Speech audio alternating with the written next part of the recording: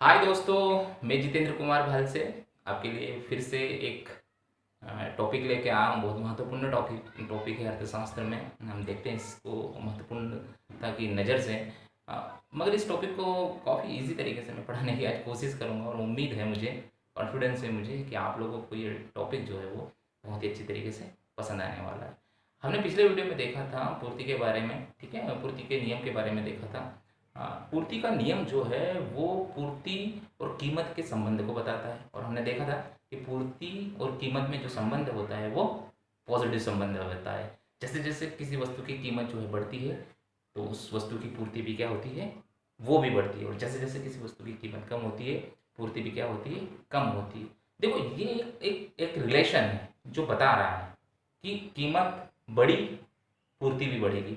अब देखो, कीमत कितने प्रतिशत बढ़ी और पूर्ति कितने प्रतिशत बढ़ी, ये नियम इसको आइडेंटिफाई नहीं करता है। ठीक है, कीमत कितने प्रतिशत कम हुई और पूर्ति कितने प्रतिशत कम होगी, ये भी नियम, पूर्ति का नियम इसको आइडेंटिफाई नहीं करेगा। मगर इसी समस्या का सॉल्यूशन जो निकाला गया है वो पूर्ति की लोच में निकाला गया है। पूर्ति की लोच जो है वो कीमत में कितने प्रतिशत वृद्धि होने पर पूर्ति में कितने प्रतिशत वृद्धि होगी, या फिर कीमत में कितने प्रतिशत जो है वो कमी होने पर पूर्ति में कितने प्रतिशत तक कमी होगी, इसकी व्याख्या बहुत ही अच्छी तरीके से करता है। तो सबसे पहले हम समझते हैं पूर्ति की लोच क्या है। यानी पूर्ति की लोच यानी पूर्ति की कीमत लोच की बात हो रही है। ठीक है, पूर्ति की कीमत लोच क्या है, परिभाषा के रूप में अगर समझने की कोशिश करें तो पूर्ति की लोच से अभिप्राय कीमत में परिवर्तन के प्रतिक्रिया स्वरूप पूर्ति की मात्रा में होने वाले परिवर्तन से है। सीधी सी बात है कि कीमत में कितने प्रतिशत वृद्धि हुई, जिसके परिणाम स्वरूप पूर्ति में कितने प्रतिशत तक वृद्धि होगी, इसकी व्याख्या जो है वो पूर्ति की कीमत लोच करती है। अगर हम उसको गणितीय भाषा में, एक सूत्र की भाषा में हम उसको समझने की कोशिश करें तो ये सूत्र है उसका ES, यानी कि पूर्ति की लोच। अब देखो, पूर्ति में अनुपातिक परिवर्तन बटे कीमत में अनुपातिक परिवर्तन, ये इसको जो है वो एक्सप्लेन करता है, इसको जो है वो क्या करता है, आइडेंटिफाई करता है। मान लीजिए किसी वस्तु की कीमत में 10% तक जो है क्या हो गई है, वृद्धि हो गई है।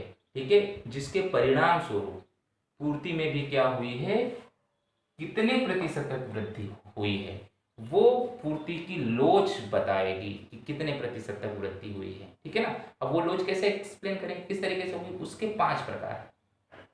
यहाँ पर जो डेटा लाने के लिए ये देखना पड़ेगा कि पूर्ति की लोच कौन सी है, कौन सी वस्तुएं हैं। अलग अलग वस्तुओं की पूर्ति की लोच जो है वो अलग अलग होती है। हम जानते हैं कि कुछ आवश्यक वस्तुएं होती है, कुछ अनिवार्य वस्तुएं होती है, ठीक है ना, कुछ आरामदायक वस्तुएं होती है और कुछ विलासित वस्तुएं होती है। और हर वस्तु का जो है वो पूर्ति की कीमत के साथ में अलग अलग तरीके से जो है वो संबंध होता है कि पूर्ति की लोच में, यानी कि पूर्ति की किसी वस्तु की कीमत में वृद्धि हुई तो आरामदायक वस्तुओं की कीमत में कितने प्रतिशत वृद्धि होगी, आवश्यक वस्तुओं की कितने प्रतिशत वृद्धि होगी, या फिर विलासिता वस्तुओं की कीमतों में कितने प्रतिशत वृद्धि होगी या फिर कमी होगी। तो इसके बारे में हम समझने की कोशिश करेंगे। मगर सबसे पहली बात, आप पूर्ति की लोच को समझिए।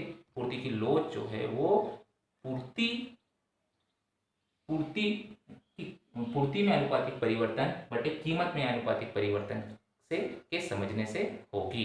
ठीक है, अब हम क्या बात करते हैं, पूर्ति की लोच के प्रकारों की बात करते हैं, जिसमें सबसे पहला प्रकार है वो है पूर्णतया लोचदार पूर्ति।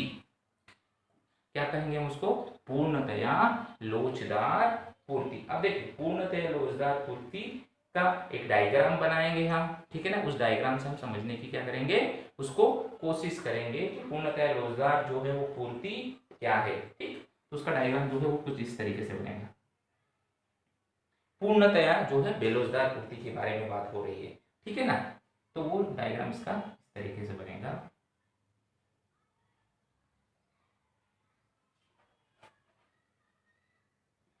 यहाँ पर P, यहाँ P1, यहाँ Q और यहाँ पर Q1, यहाँ मात्रा लिखेंगे। ठीक है ना, मात्रा यानी कि पूर्ति की बात हो रही है। ठीक, और दूसरे की यहाँ क्या लिखेंगे, हम यहाँ पर कीमत लिखेंगे, ठीक है ना।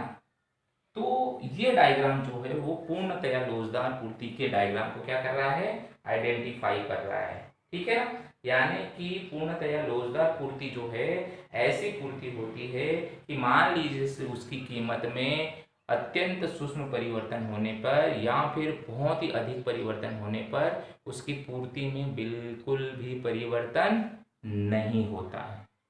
समझ में आया मैंने आप लोगों को क्या बताया?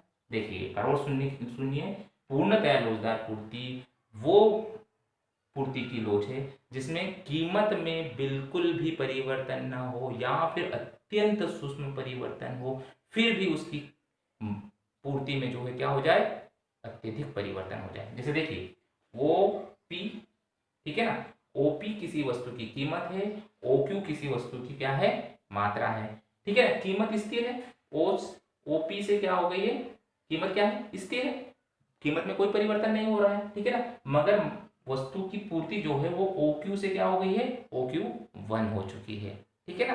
तो इस तरीके की पूर्ति की जो लोच है वो क्या कहलाएगी, पूर्णतया लोचदार पूर्ति कहलाएगी। और इसकी पूर्ति की जो लोच है वो कैसी होगी, वो अनंत होगी। वो कैसी होगी, अनंत, ठीक है ना। समझ में आया आप लोगों को? पूर्णतया लोचदार पूर्ति, कीमत में बिल्कुल भी परिवर्तन न होने पर या अत्यंत सूक्ष्म परिवर्तन होने पर उसकी पूर्ति में अत्यधिक परिवर्तन हो जाए तो ऐसी पूर्ति की लोच को हम कहेंगे पूर्णतया लोचदार पूर्ति, ठीक है। Very good. अगला जो पूर्ति की लोच का जो प्रकार है, ठीक, उस प्रकार के बारे में बात करेंगे, वो है हमारा अत्यधिक लोचदार पूर्ति, ठीक है। अत्यधिक लोचदार पूर्ति जो है उसका डायग्राम बनाने की कोशिश करते हैं हम कि कैसा बनेगा उसका डायग्राम, ठीक। अत्यधिक लोचदार पूर्ति, मात्रा इसको हम क्या कहेंगे, पूर्ति कहेंगे, और इधर क्या रहेगी, कीमत, ठीक है ना। अत्यधिक लोचदार पूर्ति के बारे में अगर बात करें कि मान लीजिए किसी वस्तु की कीमत में 10% की, मान लीजिए किसी वस्तु की कीमत में 10% की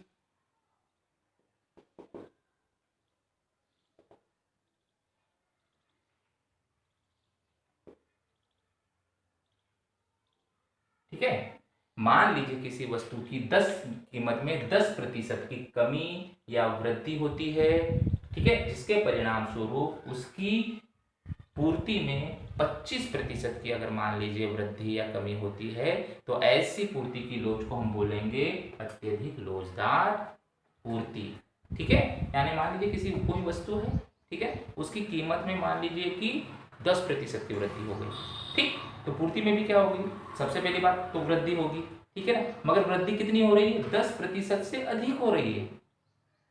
वृद्धि कितनी हो रही है, 10% से अधिक हो रही है। कितने हो रही है, 25% हो रही है। तो ये इसको हम कहेंगे अधिक लोचदार पूर्ति कहेंगे, ठीक है ना। अब देखिए समझने की कोशिश कीजिए कि मान लीजिए किसी वस्तु की कीमत क्या है, प्रारंभिक कीमत OP है, ठीक है ना, और उस कीमत पर उस वस्तु की पूर्ति कितनी है, OQ है, ठीक है ना। मगर कीमत में जो है वो वृद्धि हो गई, OP से क्या हो गई, कीमत OP1 हो गई है, ठीक है ना।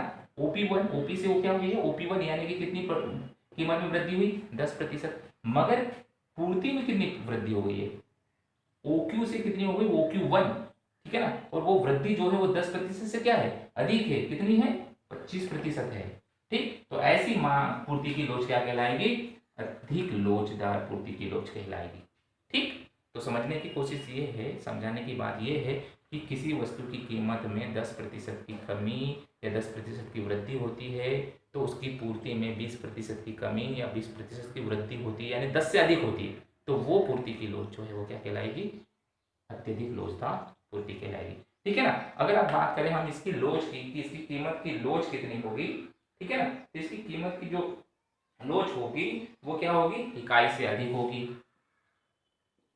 क्या होगी ये, इकाई से अधिक होगी। कैसे होगी, तो यहाँ रख के कोशिश करें, ठीक है ना, यहाँ रखने की कोशिश करेंगे तो क्या हो जाएगी, वो इकाई से अधिक की बात हो जाएगी, ठीक है।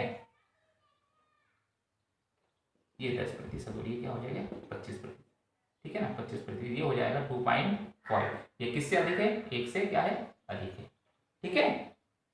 थोड़ी सी मिस्टेक हुई, कोई बात नहीं। मुझे उम्मीद है आप लोगों को ये पसंद आया होगा। अगली जो पूर्ति की लोच है वो है लोचदार पूर्ति। ठीक है, कौन सी पूर्ति? लोचदार पूर्ति। ठीक, अब देखिए लोचदार पूर्ति वो पूर्ति है कि मान लीजिए किसी वस्तु की कीमत में 20% की वृद्धि होती है और उसकी पूर्ति में भी 20% की क्या हो जाए? वृद्धि हो जाए।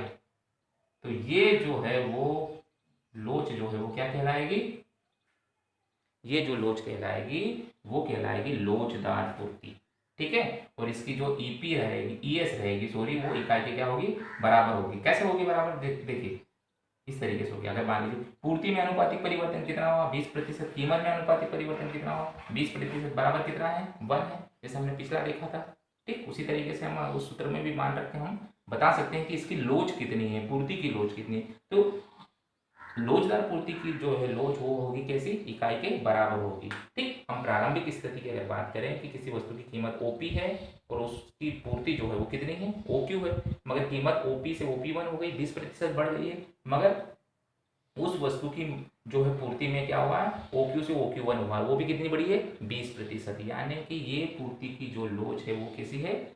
लोचदार पूर्ति। ठीक है, समझ में आ गया होगा आपको अच्छे से, सरल है, इजी, कोई दिक्कत वाली बात इसमें होने वाली नहीं है। अगली जो लोच है वो है बेलोचदार पूर्ति। कौन सी पूर्ति? बेलोचदार। अब देखो बेलोचदार पूर्ति क्या कहता है, कैसे होगी बेलोचदार? ये जो है बेलोचदार पूर्ति जो है वो किसके बिल्कुल पूरी तरीके से अपोजिट है? वो इसके पूरी तरीके से अपोजिट है।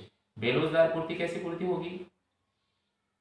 बेलोचदार पूर्ति जो है ऐसी पूर्ति की लोच जब किसी वस्तु की कीमत में 20% की वृद्धि हो जाए। जब किसी वस्तु की कीमत में 20% की क्या हो जाए? वृद्धि हो जाए, मगर उसकी पूर्ति में जो है वो 20% से कम यानी कि 10% अगर मान लीजिए वृद्धि होती है, तो ऐसी जो पूर्ति की लोच जो है वो क्या कहलाएगी? ऐसी पूर्ति की लोच जो है वो कहलाएगी बेलोचदार पूर्ति की लोच। ठीक है, समझ में आया आपको किस तरीके से बेलोचदार पूर्ति की लोच? मान लीजिए किसी वस्तु की कीमत में मान लीजिए 20% की वृद्धि होती है, मगर जिसके परिणाम स्वरूप उसकी पूर्ति में सिर्फ 10% की वृद्धि होती है, तो ये जो वृद्धि है वो कहलाएगी बेलोचदार पूर्ति की लोच। और इसकी जो है पूर्ति की लोच जो है वो क्या होगी? इकाई से क्या होगी इसकी पूर्ति की लोच?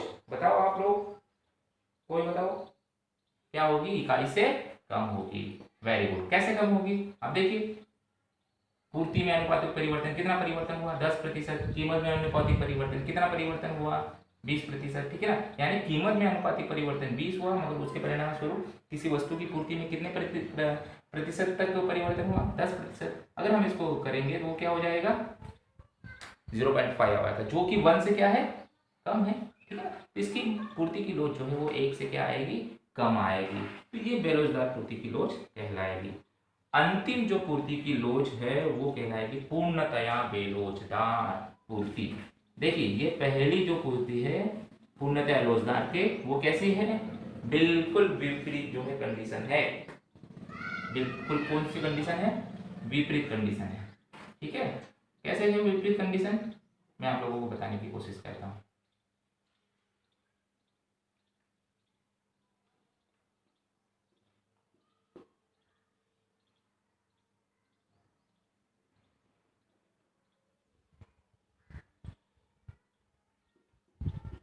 ठीक, पूर्णतया बेरोजगार पूर्ति वो पूर्ति होती है कि मान लीजिए किसी वस्तु की कीमत में अत्यधिक परिवर्तन हो जाए, किंतु उसकी पूर्ति में बिल्कुल भी परिवर्तन न हो या फिर अत्यंत सूक्ष्म परिवर्तन हो, तो ऐसी जो पूर्ति की लोच कहलाएगी वो कहलाएगी बेलोचदार पूर्ति की लोच। देखो डायग्राम में समझ में आ रहा है आप लोगों को कि कीमत ओपी है, ओपी से बढ़कर ओपी1 हो गई है, मगर पूर्ति देखिए ओक्यू है, कीमत में बड़ी परिवर्तन पी से पी1 कीमत हो गई है, बढ़ गई है, अत्यधिक बढ़ गई, मगर उसकी पूर्ति में बिल्कुल भी परिवर्तन नहीं हो रहा है। तो ऐसी पूर्ति की लोच जो क्या कहलाएगी? पूर्णतया बेरोजगार पूर्ति की लोच, जैसे अति आवश्यक जो वस्तुएं होती है उन वस्तुओं के साथ में ये कंडीशन क्रिएट होती है। ठीक है ना, अति आवश्यक वस्तुएं कौन सी है, जीवन रक्षक कौन वस्तुएं, अति आवश्यक वस्तुएं। जैसे हम नमक की बात करें, किसकी बात करें, हम नमक की बात करें, अगर मान लीजिए नमक की कीमत मान लीजिए 10 रुपये किलो है और 10 से 20 रुपये भी किलो हो जाता है, तो भी जो है वो उसकी पूर्ति में उतना जो है वो अंतर नहीं आता है, पूर्ति उतनी ही है, क्योंकि ये बहुत ही अति आवश्यक वस्तु है। इसकी कीमतें जो हैं, ऐसी वस्तु की कीमतें जो है उसकी पूर्ति को प्रभावित नहीं कर पाती हैं। ठीक है, तो आज आप लोगों ने बहुत ही एक महत्वपूर्ण टॉपिक पर हम लोगों ने चर्चा करी, जिसका नाम था पूर्ति की लोच। और पूर्ति की लोच के हमने किसके बारे में बात करें, प्रकारों के बारे में बात करें। 5 प्रकार हैं, ये सूत्र हैं, आप लोग याद रखिए। ठीक है ना, और ये पांचों प्रकारों को समझने की कोशिश अच्छे से कीजिए। उम्मीद है आप लोगों को ये मेरा कार्य जो है वो पसंद आ रहा होगा, मेरे वीडियोस पसंद आ रहे होंगे। अगर आ रहे हैं तो मेरे फेसबुक और मेरे यूट्यूब चैनल पर आप लोग उसको लाइक कीजिए, सब्सक्राइब कीजिए और मुझे जो है वो प्रोत्साहित कीजिए, मोटिवेट कीजिए। ऐसे ही कुछ और बहुत ही अच्छे इंटरेस्टेड वीडियो मैं आप लोगों के लिए लेके आने वाला हूँ, क्योंकि लॉकडाउन में जिस तरीके से क्लासेस बंद हैं तो आप पूरी तरीके से ऑनलाइन क्लासेस पर डिपेंडेंट हैं। ठीक है ना, और मैंने चाहा कि मेरे स्टूडेंट्स जहाँ पर मैं जिस शाला में मैं पदस्थ हूँ, जिस स्कूल में पदस्थ हूँ, उन लोगों को, उन बच्चों के लिए जो है वो उनकी समस्याओं को देखते हुए जो ये यूट्यूब चैनल बनाया है और ऑनलाइन क्लासेस में उनको प्रोवाइड करवा रहा हूँ। मगर बस आप लोगों को थोड़ा सा मुझे प्यार चाहिए, और उम्मीद है कि आप लोग ऐसा ज़रूर करेंगे। ठीक है, थैंक यू।